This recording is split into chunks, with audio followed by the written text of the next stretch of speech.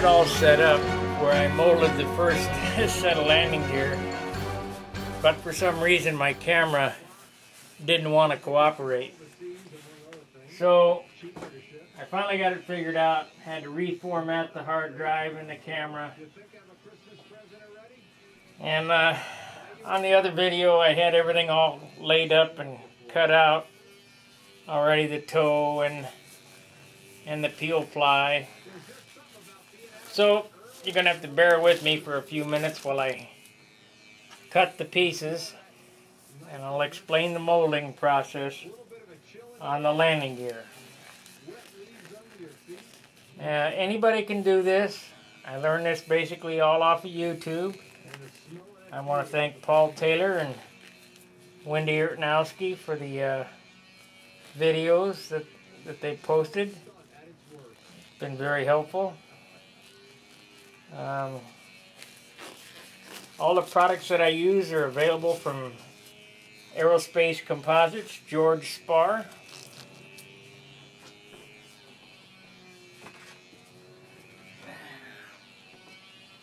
I'm using 50K toe.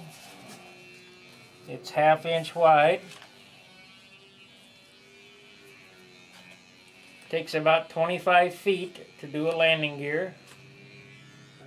So we'll cut some up here. I already had 3 pieces cut. This, we're going to do the 40 gear. So it doesn't take quite 25 feet, I remember now. We need 13 pieces this long. So that's 3, 4, 5,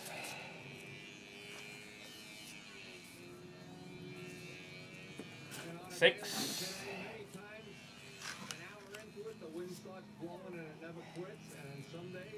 7,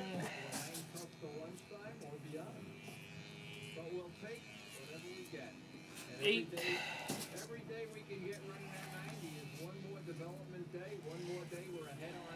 9,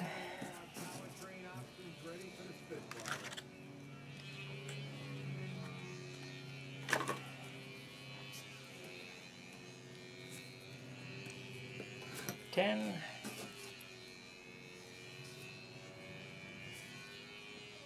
11,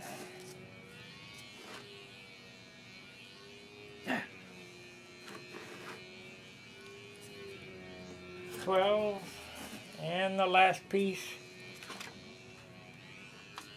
and that's enough toe for the 40 gear. If you listen to the background, I'm listening to windy videos.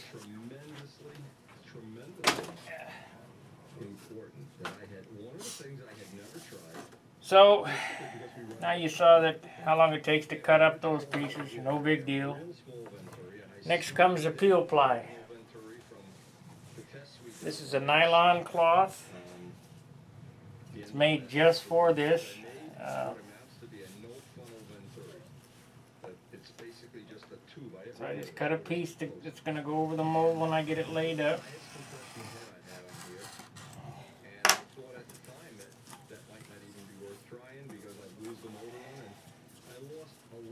Back with my molding stuff here. Alright. I would suggest that you put down some newspaper or paper of some type when you're doing this, because it's really messy. The glue is sticky and it goes everywhere. So we'll use that. Now, I have a machinist vise. Now let's talk about the mold. The mold is made from balsa wood, basically in this shape. I just kind of copied the shape of a landing gear. And the part that comes out of it looks like this. And the thickness of the part is determined by how thick you make the sides. And that can be varied by, I'm using 64th plywood. This is made of balsa wood. 2 pieces of quarter, one on each side. Then it's filled end grain in between. Then sheeted with 64th plywood. Then I build the sides up with 64th plywood. Takes about 6 layers to go around the outsides. You can see there's a width here, and plus I have a strengthening rib in the center of the landing gear. Then Z-epoxy. Z-epoxy the whole thing. Get it sanded real smooth.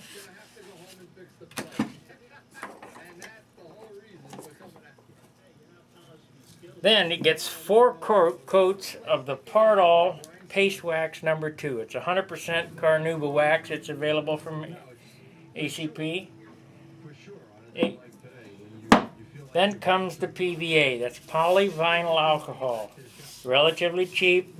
Brush it on. 2 coats. That's a good starting point. George Spar is the contact, or Justin Spar. And Justin and George are both control line flyers, so if you have any questions, they'll be glad to help you out. Now I'm using the ACP Easy Lam resin.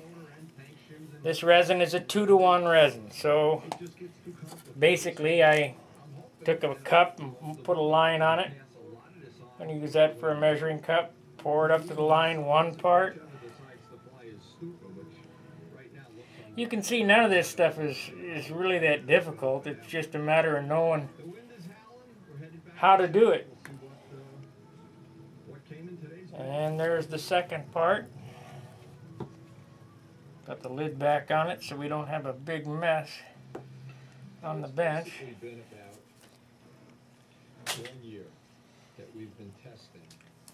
Then it gets 1 of the activator up to the line. So now we have 2-to-1 in that bucket, in that little cup. I go to Harbor Freight and I buy a gazillion acid brushes for $2. It's ridiculous. The hobby shop wants 15 cents a piece. Go to Harbor Freight and get these acid brushes for $2. A gazillion of them in a bag. My vacuum pump came from Harbor Freight. It was under $100. It flows only 2 CFM, but it'll pump down 25 inches of mercury. Takes a while, but plenty for what we're doing. Anyway, mix the resin up really good. And just like when I showed how I mixed the, did the wheel pants, first thing you want to do is paint the mold. It doesn't matter if you stay inside the lines because it ain't going to stick anyway. But the biggest thing we had, the biggest thing that I thought was a big plus, I'll call tuning. So now we've painted the mold. Now what tuning involves, for any two-cycle, And take your toe, there's a very predictable way to tune for more power. and I put it down in the I'm trying to make reinforcement rib first, then one on the outside, one on the inside. I think anybody can use. But you have this Pull advantage. it down real good. And what the advantage here is, The trick is to get the resin saturated. That's why infusion molding is so neat, and I'm going to be doing that here. I don't know of anybody doing that in the hobby, but it sure looked like a good way to do. I was watching them do carbon car parts, infusion molding, hoods and things, and that looks like to be the way to go. So the next wheel pants that I do are going to be infusion molded. Now I filled that in real good, filled the space in. The nice thing about making your own gear and your own wheel pants is you can make them as light or as heavy or any shape that you want. I got kind of tired of buying parts that somebody else thought, you know, but was what I wanted. And my stuff is close, but not exact. So now I paint a coat of resin over the whole thing. You don't want to get any dry spots, so you want to put plenty of resin on it. Now this is not your typical Bondo polyester resin. This is epoxy. And it's extremely strong. Extremely strong. And we'll put another layer of tow on. Things that made the tuning a lot easier. Well, now what we did last year when the Navanta was new before this is 50K tow. Now I have a couple of rolls of 2K tow, and yeah, I could do this with 2K, but it would take me forever. There'd be a gazillion times I'd have to load the mold with 2K. 2K is more for propellers, small parts. When I make the spinners, back plates for the spinners, that's what I'll probably use, is the 2K. I got a good deal on it on eBay and thought, well, can't hardly pass it up for what they wanted. I also bought a 4-pound bag of chopped carbon, and I used the chopped carbon in some pieces. And if you remember, I said that I wouldn't sell bell cranks. Well, what happened was I had used some of the chopped carbon in the bell crank, and I put it on my overhead beam and weighted it with 200 pounds. And I'll tell you, when that thing exploded, it went off like glass. It was just unbelievable. It shattered. It was unreal. So there'll be no chopped carbon in bell cranks from now on. Only tow. Now keep in mind what these things are generic to all two-cycle engines. Push it down real good. These are the backbone of this is not a big deal. I mean, like I said earlier, the thing is just knowing where to get the stuff and the steps to doing it. Nothing in life is hard. All you got to do is want to do it.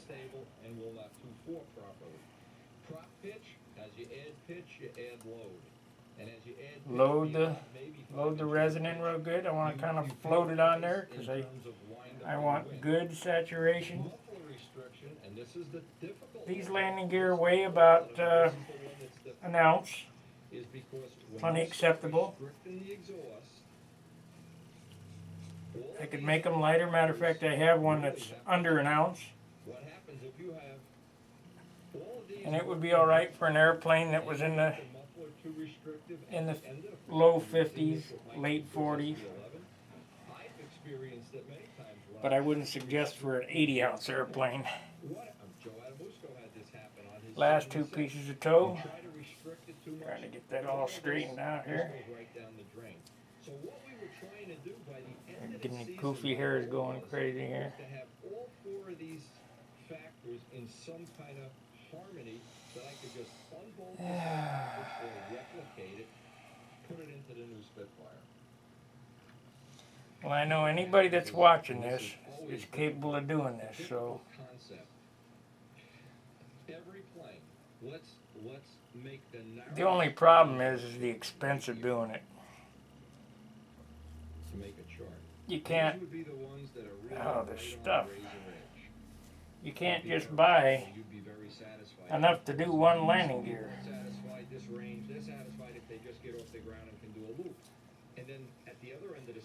That's a problem.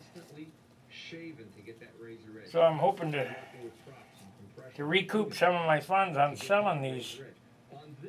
And I get $30 a piece for them, which is relatively inexpensive. I'll be at Brodax And I'll have some wheel pants and some of my arming switches and hinges. I'm going to do a video on how to install my hinges. I took my airplane up to the RC field, and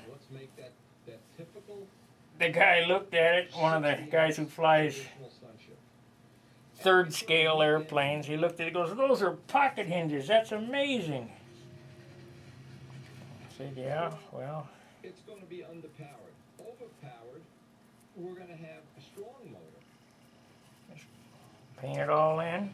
Now, you see the problem with a strong motor is it doesn't necessarily mean it's for a good finish. The next step is the most important part. It's going to be a small displacement motor because I could take the 90 for a nice even finish. It'd be a weak motor. Get quite a bit of the resin on there because we're going to squeegee it off. With no head gaskets. So make sure to get the ends where the wheels attach down the sides really loaded with resin, because it's all going to get squeegeed out anyway. And you have choices now. Now,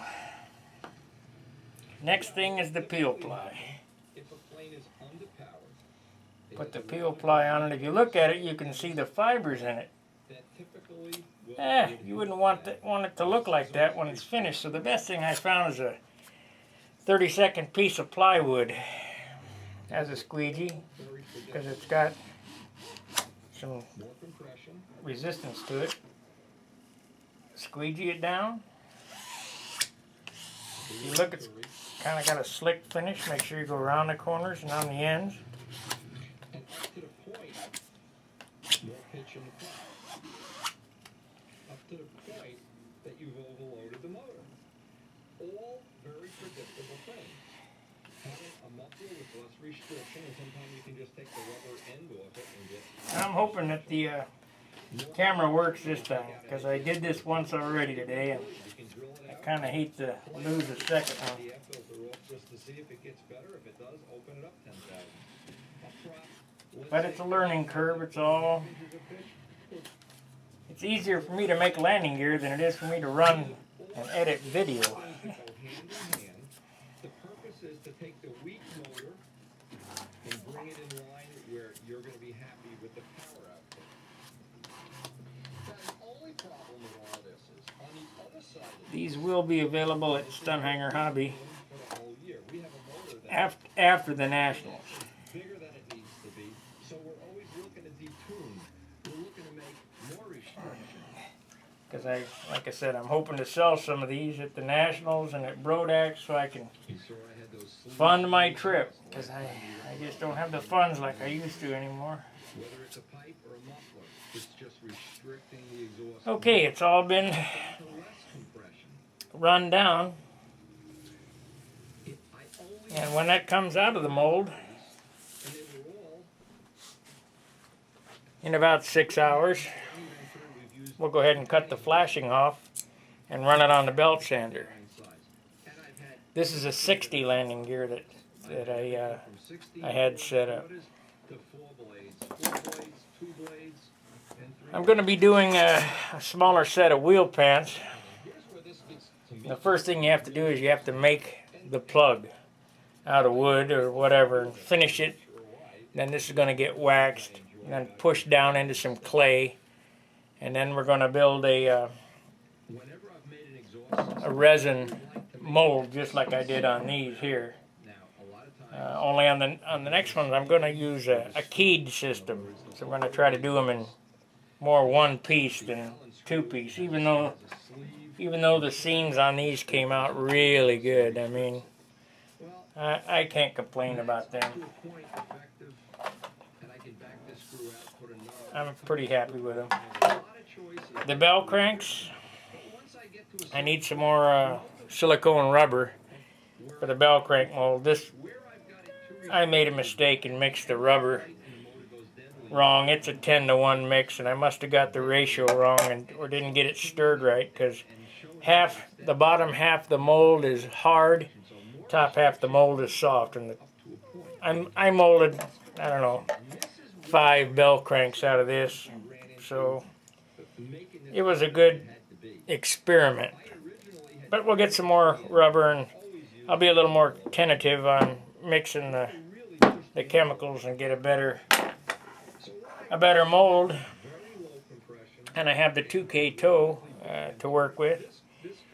And the first thing that you had to do, this bell crank here is a balsa wood bell crank. This is the model for those.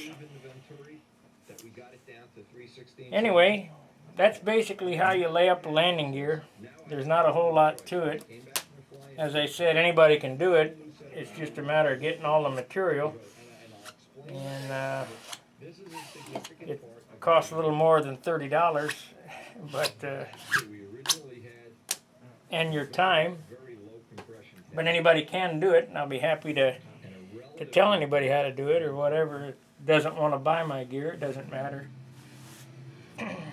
So let's give this a try and see how this works. And this is just the trailer for the video on building my lost foam beam wing airplane.